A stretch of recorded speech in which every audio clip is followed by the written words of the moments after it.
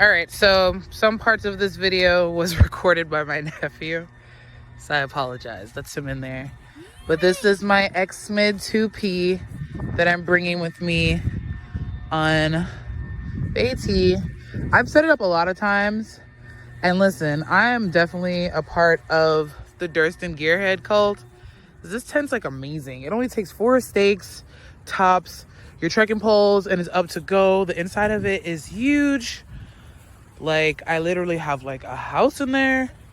Vestibule space is ginormous. And then see, it only takes 4 stakes. I have groundhogs, but you can also, they're not as low to the ground as they could be, but you can get a really tight, like, to the ground pitch, because it has those on the side as well as these peak lines for you to like pull it out and give you more space.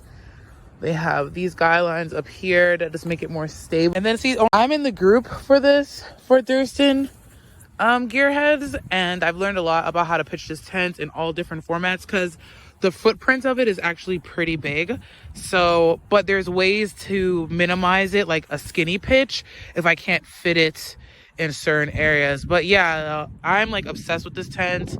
I originally had a Nemo dagger osmo, and granted, that tent's amazing. It was like super duper legit, and I was actually really proud of it because it was made of like sustainable material and it was like super dope. But it was a little bit difficult to set up with all like the stuff, seeing as how I've never done backpacking before.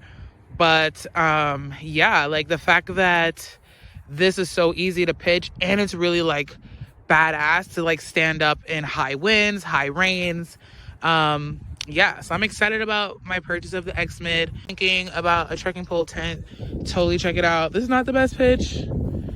My nephew gives a thumbs up. He thinks it's an awesome tent, but it's a decent pitch, as you guys can see. You know what I mean? The stakes could be further down into the ground, guy lines could be tightened some, but all in all, this took what, like 10 minutes. And what's cool about this, you can pitch the rainfly first and then get under there. So without the inner, the rainfly pitched itself can probably hold like 4 like sleeping pads in there, and it can hold hell of people under there if we're like in a rainstorm and we need to like protect ourselves.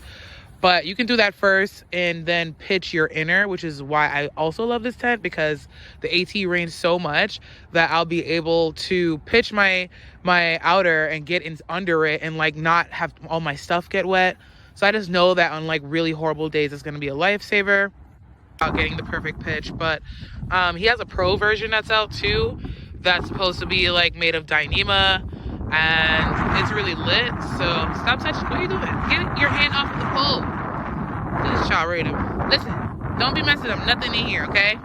Shout out Dan, because he's awesome for coming up with these tents. He has some